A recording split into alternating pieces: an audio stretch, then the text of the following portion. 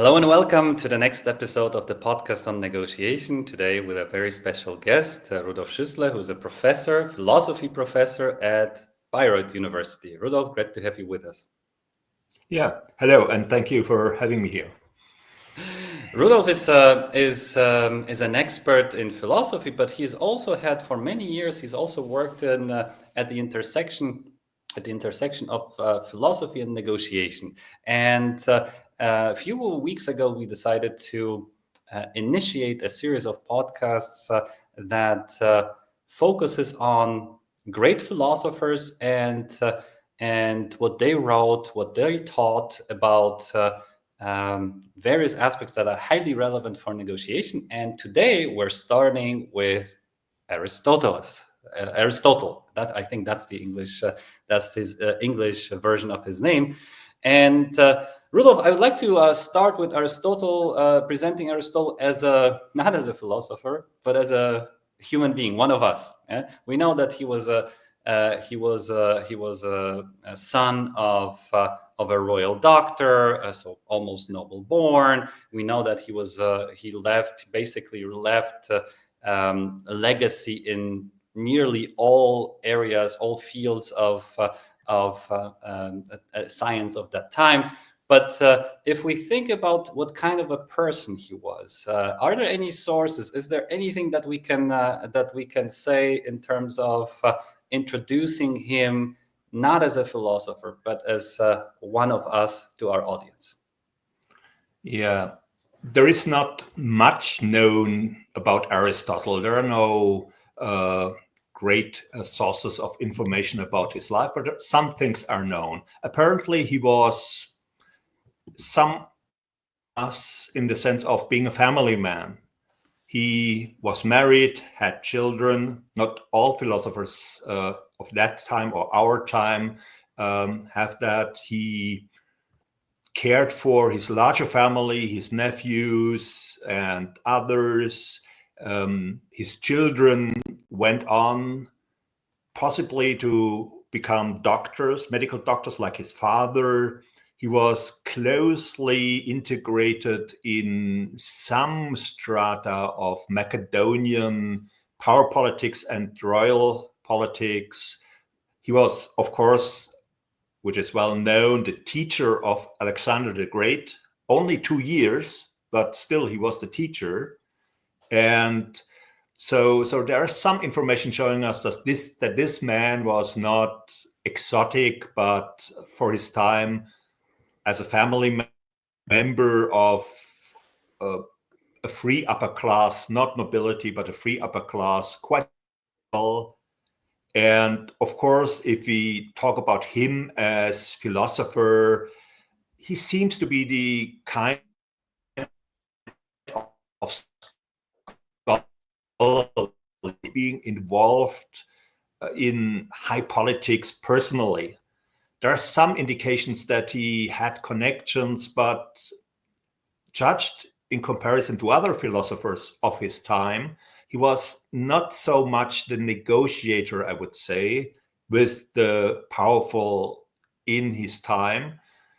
Take, for example, his colleague Xenocrates, who became head of the academy, the institution that was founded by Plato, in which Aristotle and Xenocrates studied together. They were student pals in some sense, and they traveled together. They have been together in exile, let's say. It was a kind of exile. And Xenocrates went on to become head of the academy, and he was an ambassador of Athens at the court of the Macedonians, trying to reach pity and good results after another lost war of Athens. And one would imagine that Aristotle would be an ideal ambassador for for the Macedonians, especially since he had this contact, but he never got such a job. So maybe he was not the ideal practitioner of his theories of politics or negotiation, but a scholar sitting in his study, reading a lot.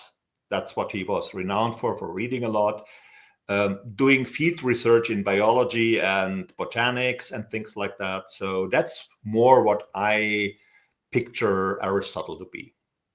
Mhm. You mentioned also his time at the Platonic Academy, and although at some point I looked into that episode in his life, and although it's never mentioned explicitly in the sources, but we can speculate that he was probably at the fundamental conflict with Plato, not only in terms of his views, but also in terms of the future of the academy. Yeah? So he wanted it to be more not only restricted to the richest.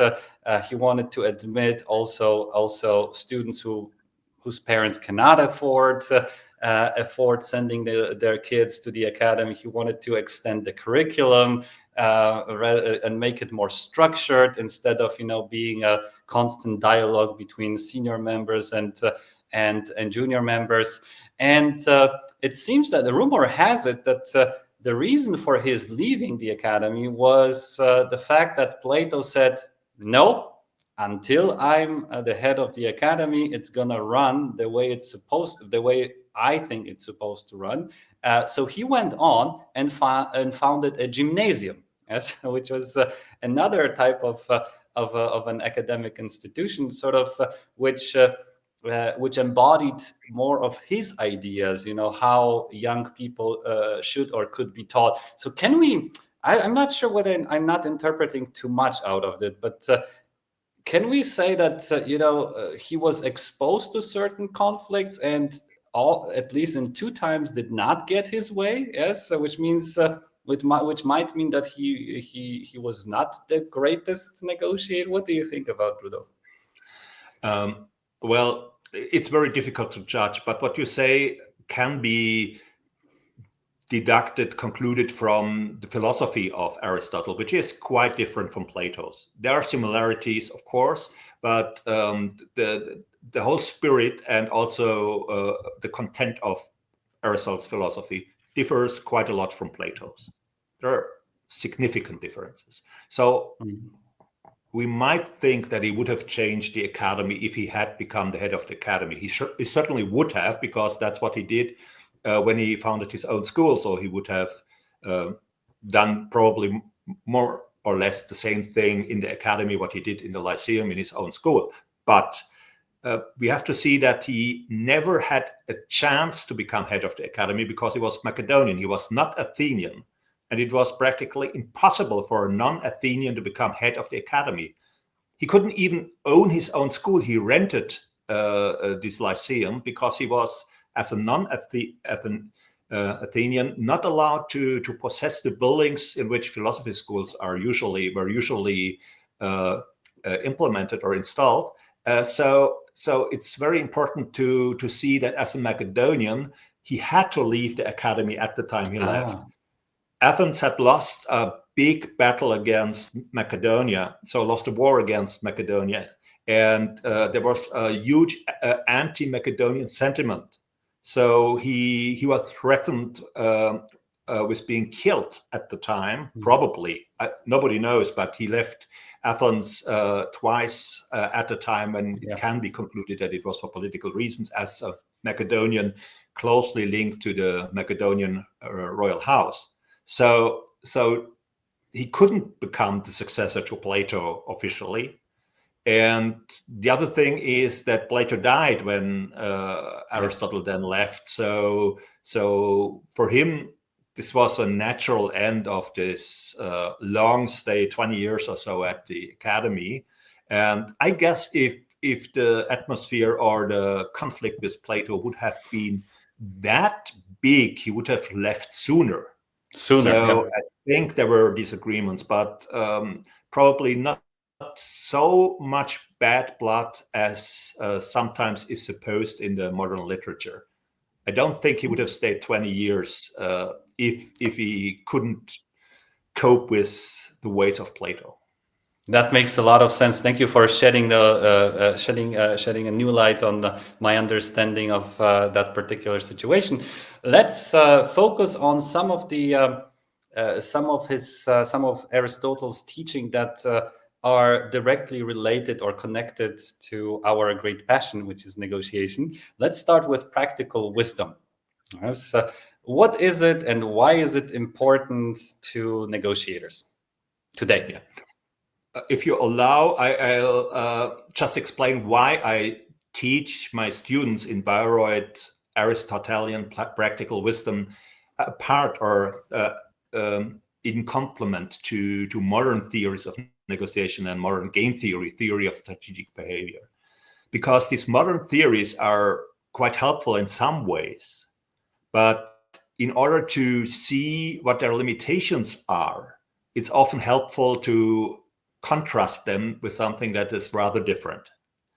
And negotiators in the European tradition have for 1,000 years taken Aristotelian practical wisdom as that what they should learn, because before they went into business like political negotiators in the early modern era,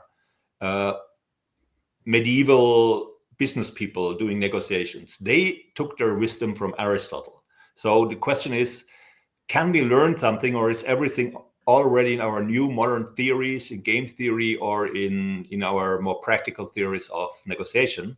And my hunch is, and my students usually agree with me then, that practical wisdom is relevant because it shows us that some things that we do at university do not prepare us good enough for becoming a really, really good practical negotiator. Why?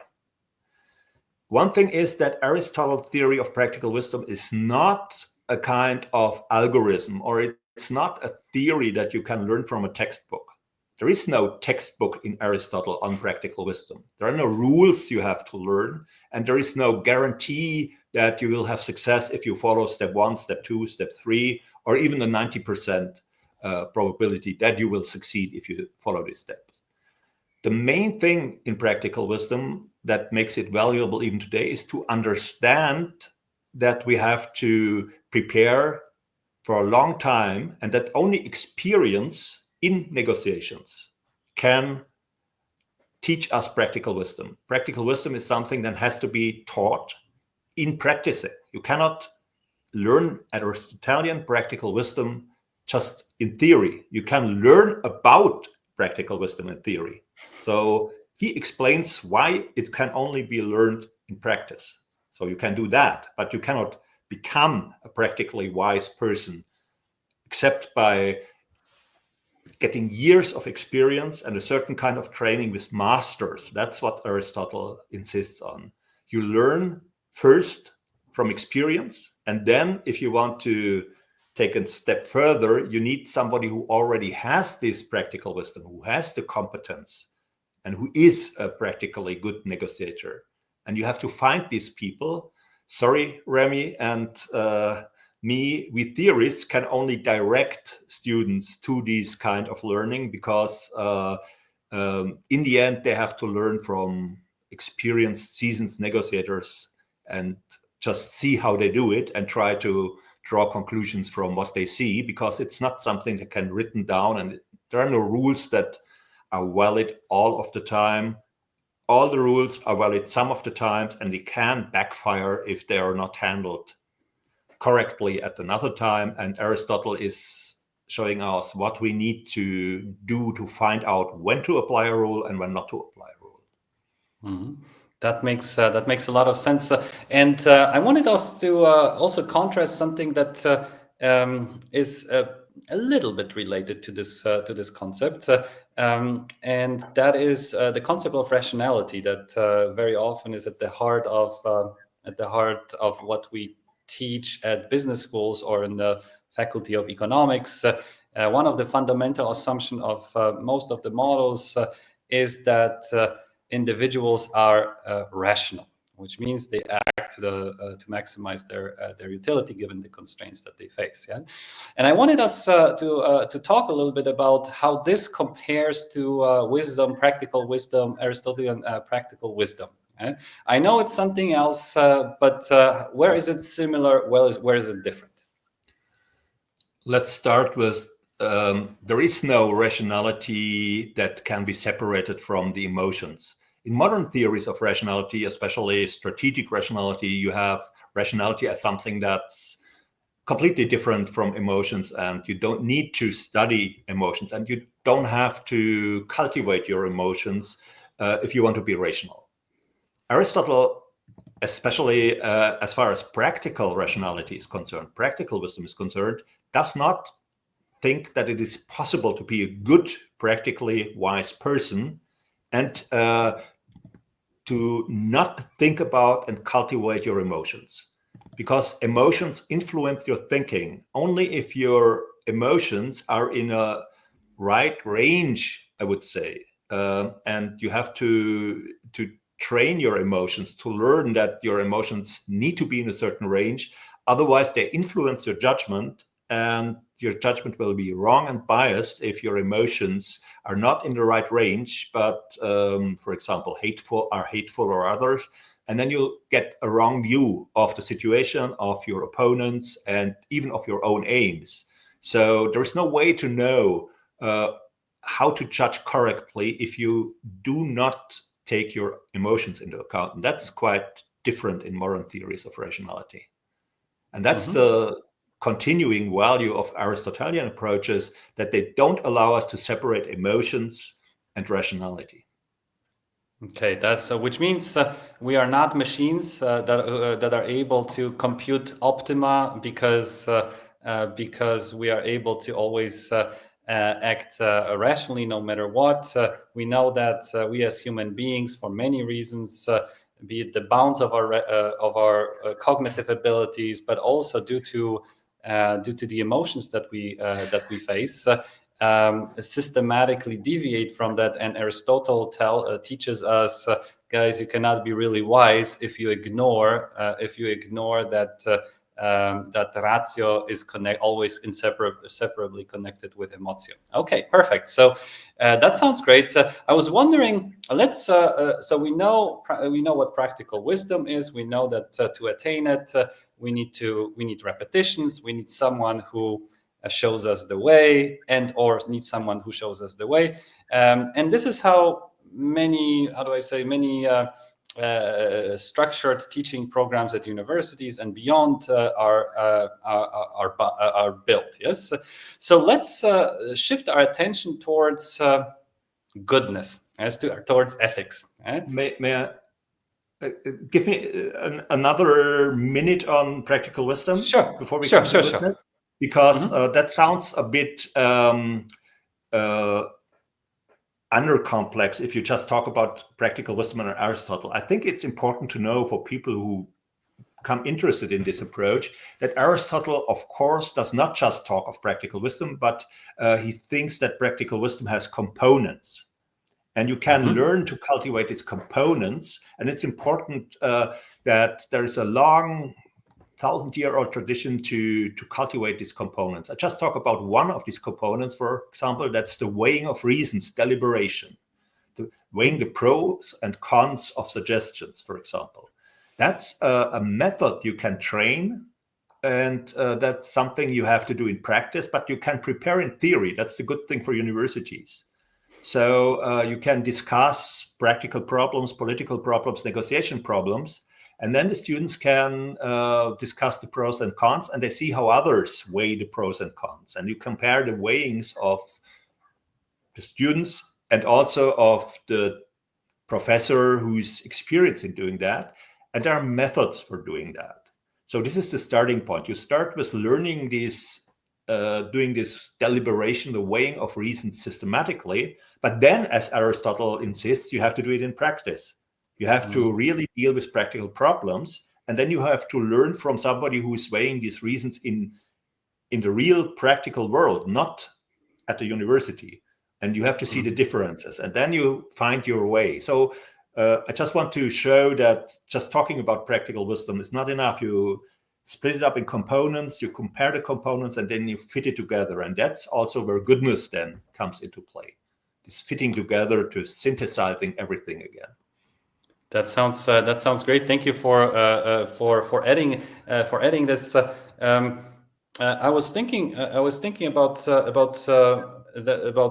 decision theory. When you describe deliberation, it seems that Aristotle has laid the foundations for our understanding, or our models, our modern models of how how rational individuals make decisions. So on the one hand, he sort of deviated from this concept of rationality, and on the other hand, laid the foundations for decision theory, meaning weighing pros and cons, meaning thinking about alternatives, thinking about decision criteria. That's the heart. That's at the heart of what we today call decision theory. Yeah?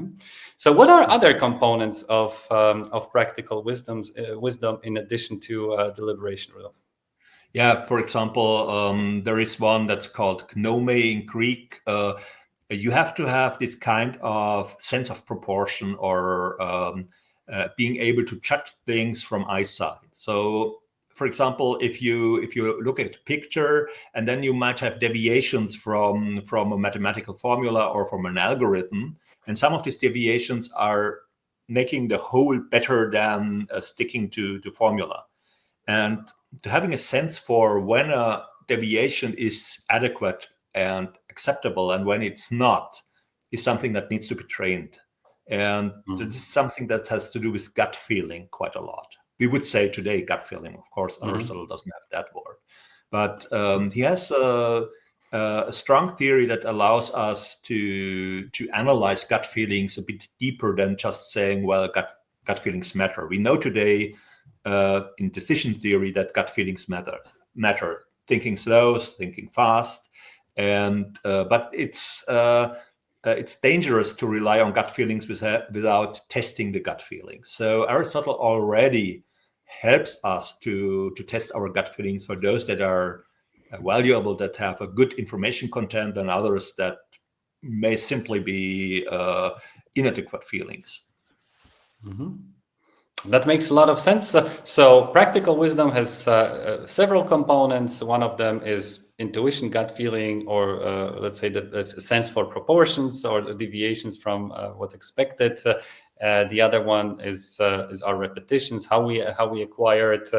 I was wondering about goodness, yes, and the combination of wisdom and goodness. Does it mean, according to Aristotle, does it mean that a wise negotiator is always good, or can there be deviations or let's say disconnects between these two concepts of wisdom and goodness? Yeah, for Aristotle, that's one of the strong claims he makes, is that the wise person will always be good. There is all the virtues, not only prudence or practical wisdom, but also the others like justice or temperance or courage. They work together and they direct the person to the good. The good means to the good life. It's not something that might be good in a Kantian or other moral philosophical theory. It's not an abstract good, it's the good life. And of course, you could say, well, if the person is practically wise, why should she not aim at having a good life and successful life? So for Aristotle, this goes together. But we might say you can be a good negotiator without caring for your life, for example. You can simply neglect your real needs, head towards a burnout, but still be a competent and good negotiator. So this is one of the points where we might disagree with Aristotle, that practical wisdom in terms of practical ability to be a wise negotiator is necessarily directed towards the good. In the overall sense, but does it direct us towards the good in that negotiation context? He would say that the overall direction is the important thing. So Aristotle is not separating practical wisdom in a specific negotiation from practical wisdom overall. So you might neglect, for example, preparing for a negotiation, and you might reach bad results because you neglected preparation, because you had something more important to do for your good life or for the good life of others. So The practically wise person would know when it is right to neglect a negotiation and to focus more on other things. That's part of the practical wisdom, to know what to neglect and what not to neglect. Mm-hmm. That makes a lot of sense. So it seems that goodness, in his sense, is an overarching context, a concept which is not context specific, which is not restricted to particular negotiation situations. And that's very interesting. And I would like us to focus also, not many people to focus exactly on negotiation situations, because at the core of each negotiation is influencing or persuasion. Yes, and not many of our listeners and viewers know that before Cialdini wrote his book about influencing, Aristotle has thought about components or elements that help us persuade others. He talked about ethos, pathos, and logos, right, as those components. And I was wondering, Rudolf, was Aristotle convincing as a negotiator? What do you think? I have already voiced my doubts with respect that he was a very good negotiator in practice. Whether he was a good speaker, I don't know. It's not much known whether he was a good speaker that could really implement his theories of rhetorics. We know that Cicero, for example, the other great rhetoric teacher, or one of the others in a time that was full of rhetorics, was a good orator, a good speaker, but it's not so much known whether Aristotle was efficient in that way. Mm-hmm. So how do these three components should work according to Aristotle in terms of ethos, pathos, and logos?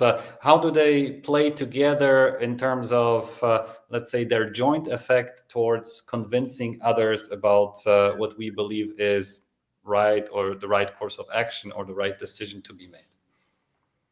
Yeah, I think the important thing right away is that they have to interact. It's not that they're not in a strict hierarchy. Also, you might think that logos is the most important thing to Aristotle. Logos is rational argumentation and reaching rational conviction in somebody you address. So that should be his major concern. But when he thinks as a rhetorician, he's fully aware that the other aspects are relevant. Ethos is relevant for creating emotions, the right emotions in an audience.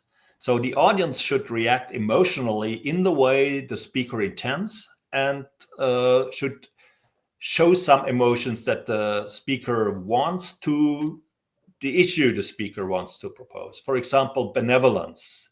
They should look at the speaker with benevolence, and the speaker has to reach this. And one of the ways to reach this is not only rational argumentation, but also ethos. That is the person of the speaker. The ethos is what the speaker shows of his, hardly ever her at the time of Aristotle, of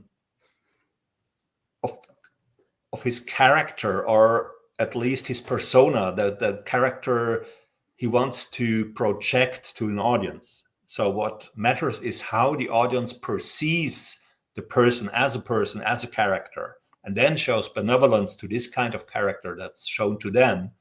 And Aristotle is somebody who is not much in favor of trickery in this respect.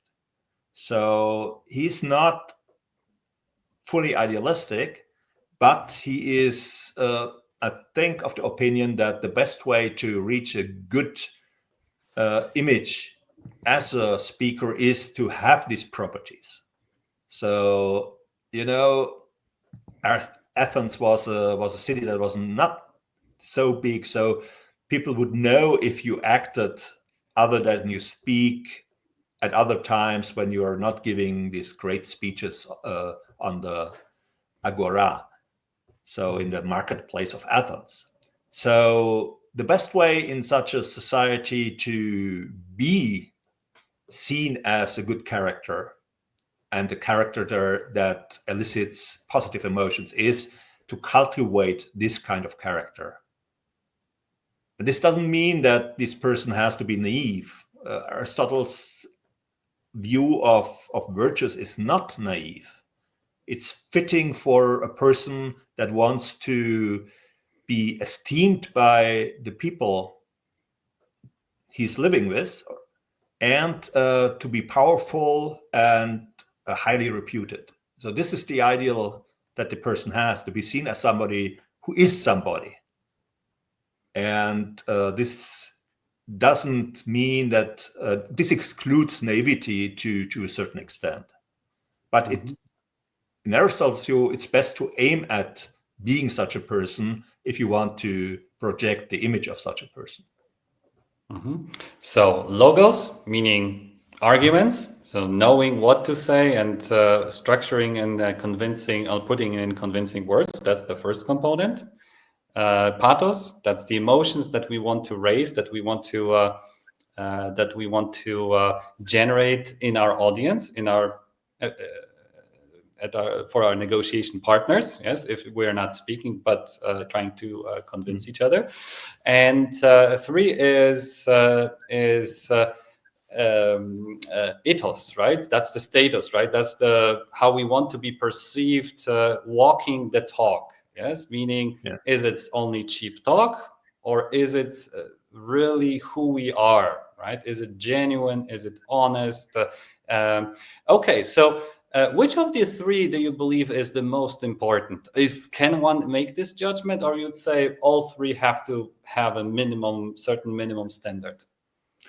In my view, Aristotle is not talking in terms of a minimum standard, but I think in order to work for this theory, you have to have a minimum standard for all three dimensions. And of course, you will have spikes because hardly anybody is in practice really equally good in all respects.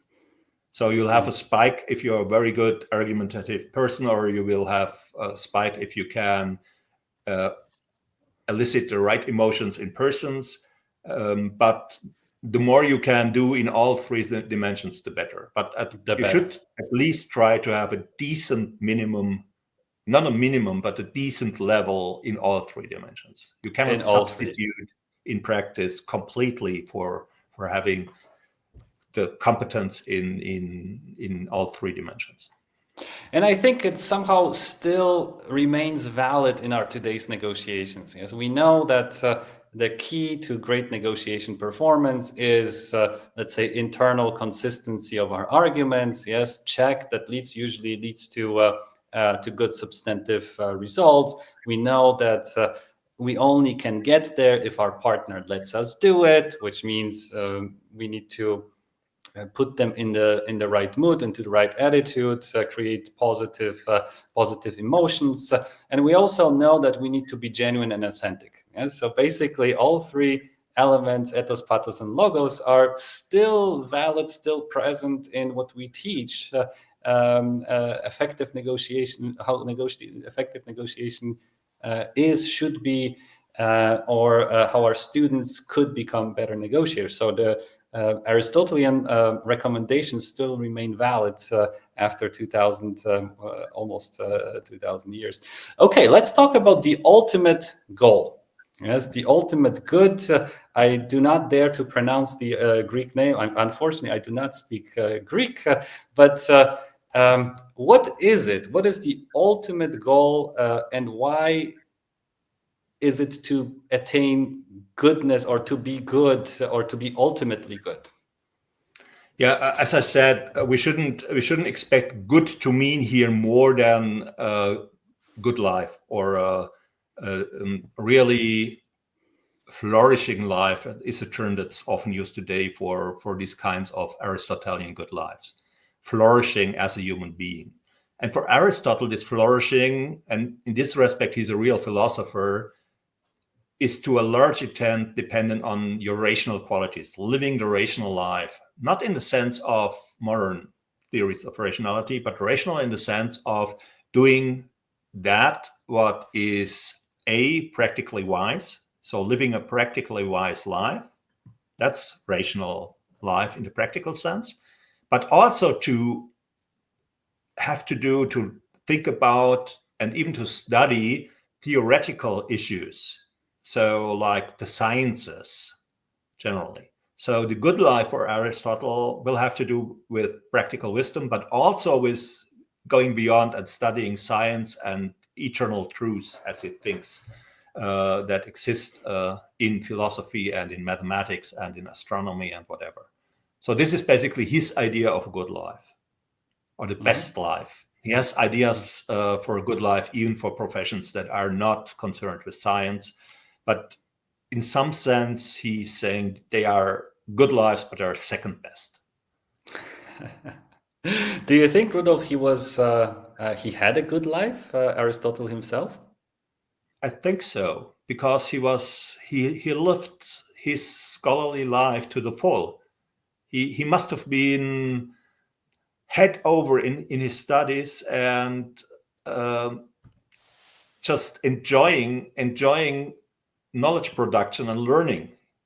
So he was so universal. He never stopped. He never got enough. It's like everything new that could intellectually mastered, he tried to master. So he was probably a person that enjoyed intellectual activity enormously.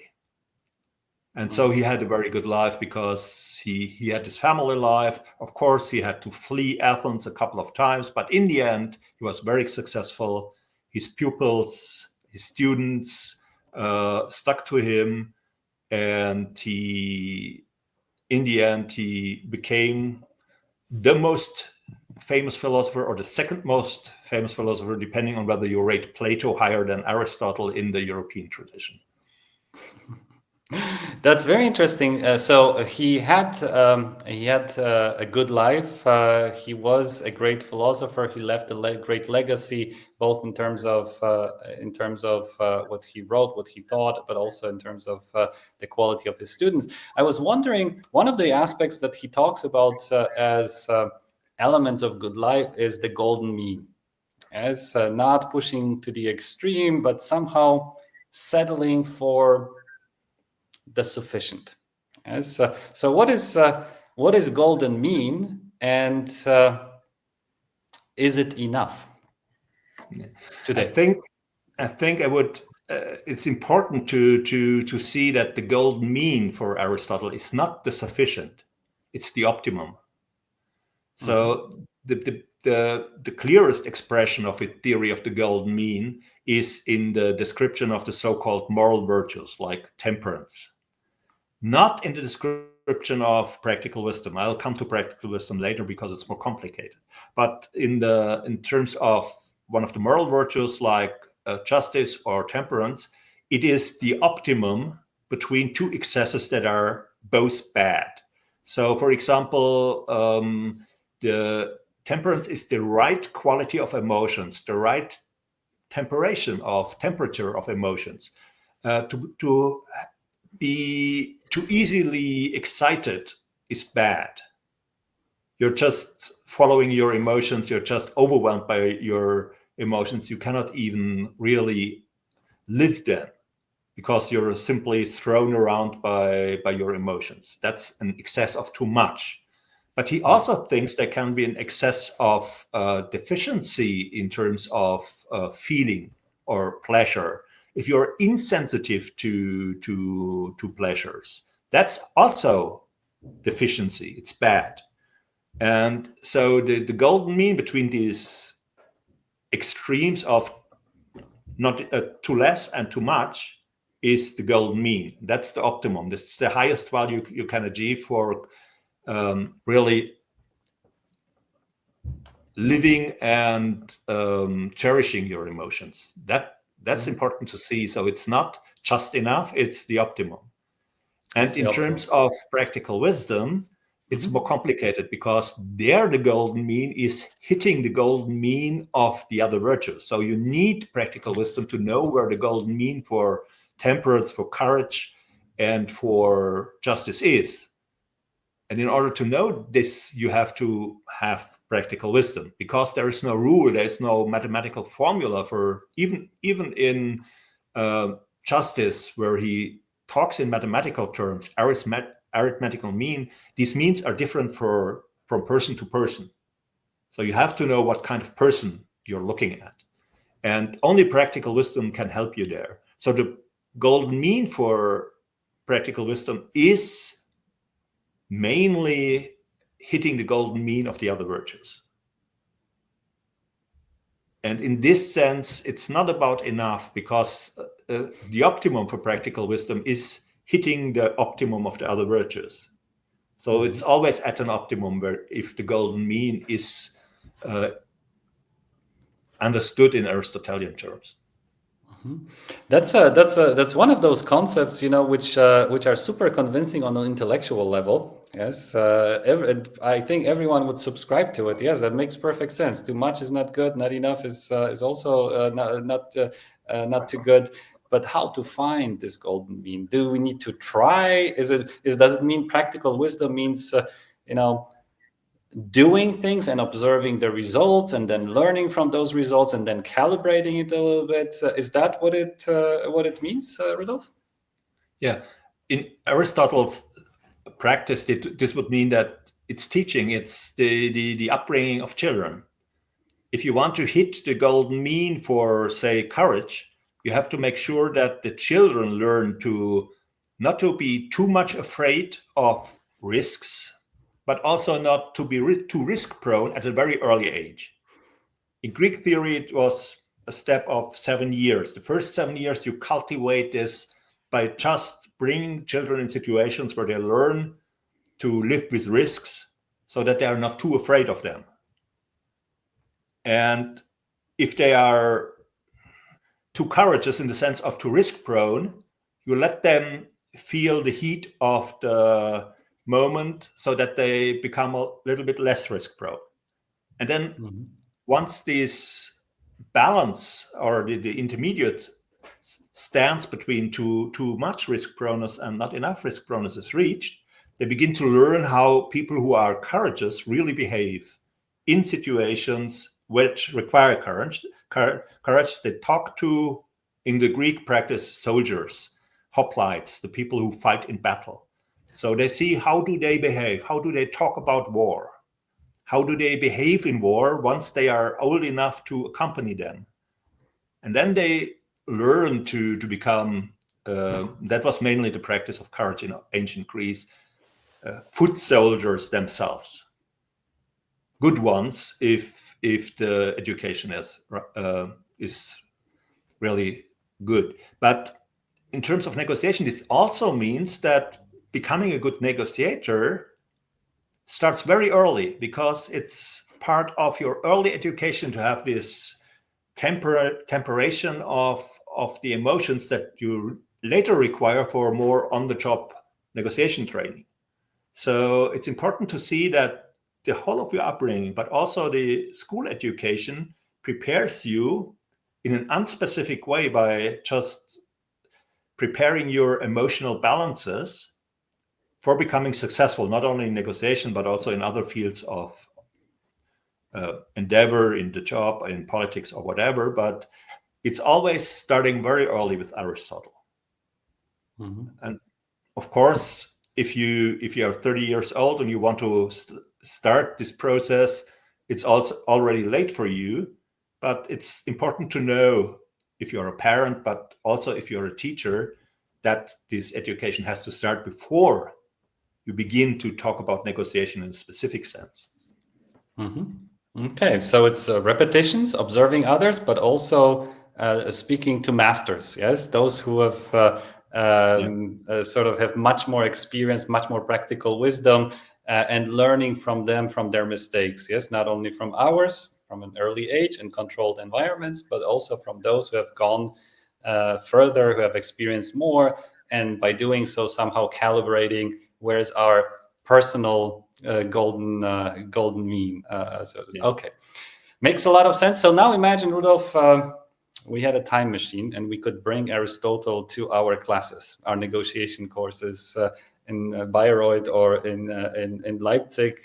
And we asked Aristotle for one advice to our student negotiators or to negotiators in general. Yes. What do you think he would focus on from all the entire wealth of his teaching?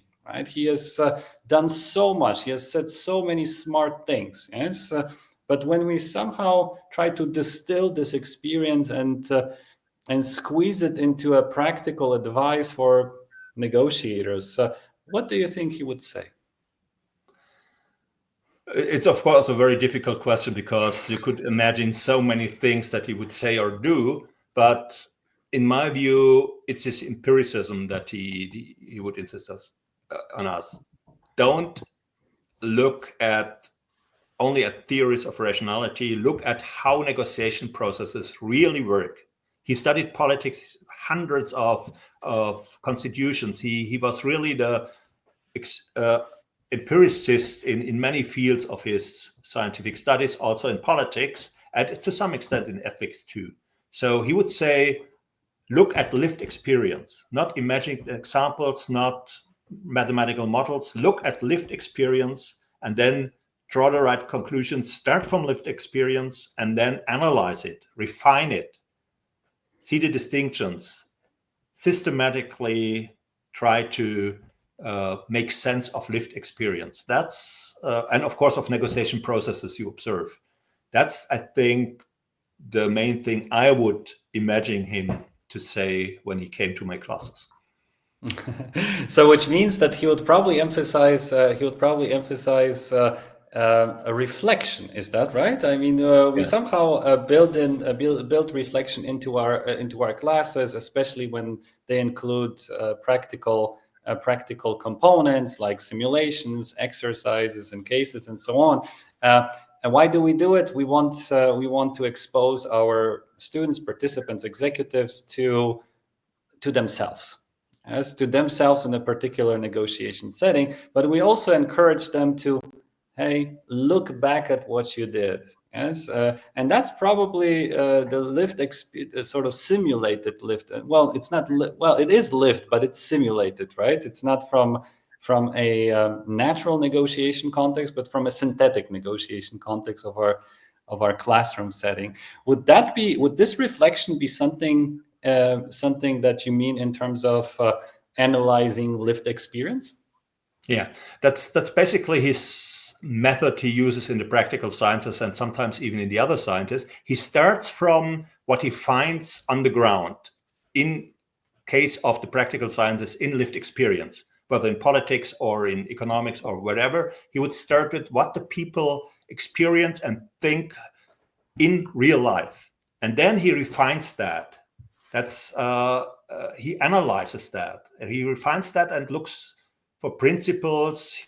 He looks for understanding these things. And after he got a theoretical understanding of this lived experience or the practices of people, he goes back and checks whether this theory really can help to improve the practical understanding or the practical side of the business.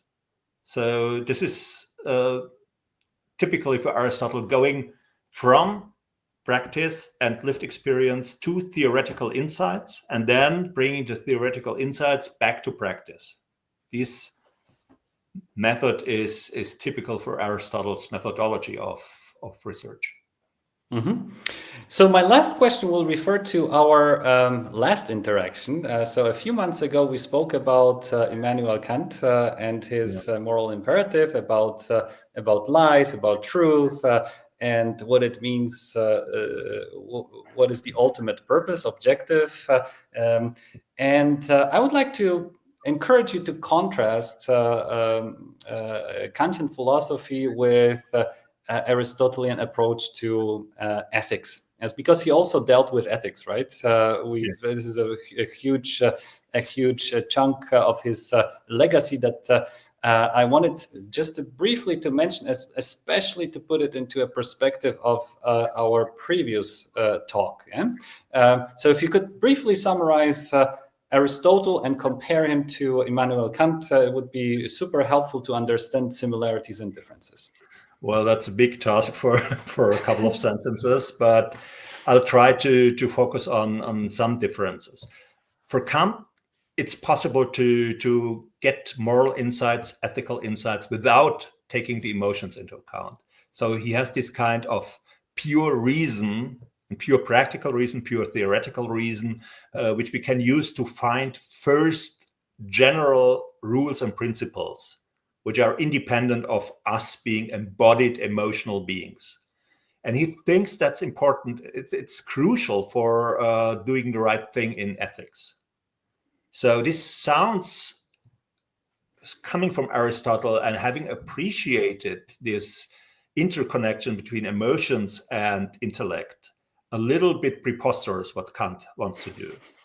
But of course, he's standing in a 500, 700-year-old tradition at his time, which thinks that we have these general moral insights that are independent of emotion. And the practically important thing is that Aristotle doesn't give us really good arguments for drawing red lines in ethics. For example, Kant is famous for prohibiting lying completely. That's an old Christian tradition. He's not special or not peculiar in doing this, but he says lying is never morally right. Few people would follow him today in that, but there are red lines that are under or have been considered valid until recently. That, for example, is international laws, observing international law, or the prohibition of torture. So the Kantian way of thinking about absolute prohibitions that even put restrictions to the practically wise, it's not something that's obviously wrong, because we might need these red lines to make moral progress. For Kant, moral progress of not the single person that stands in the foreground for Aristotle, but of humankind as a collective moral progress of humankind is very important. And he thinks we need red lines in order to be able to make progress. So there are differences in perspective, and I wouldn't say that one of these philosophers is absolutely right and the other is absolutely wrong. They have different perspectives from which we should both learn, I think. Do you think Aristotle would be inclined to lie in negotiation? Aristotle has no strict prohibition of lying. Veracity is a virtue in the Aristotelian tradition later, but it's not this absolute red line that it was for the Christian tradition or for the Kantian tradition. So I would say Aristotle might think that there are situations where you should lie in negotiations. Mm-hmm. If you guys would like to find out more about the moral imperative and lies or the truth, I will place a link in the comments to our previous chat. It's super exciting. You guys will find out this and much more about ethics from a Kantian perspective. And that's it for now. I think we could speak about Aristotle and his legacy probably throughout 10 more episodes. But I think it's time to finish to wrap up this one. Rudolf, thank you so much for sharing your knowledge and wisdom on Aristotle and his legacy and his philosophy. And that's it. Thank you for joining us, guys. It was great to have you with us. Until the next time on the podcast on negotiation. Thank you, Rudolf. I say thank you too.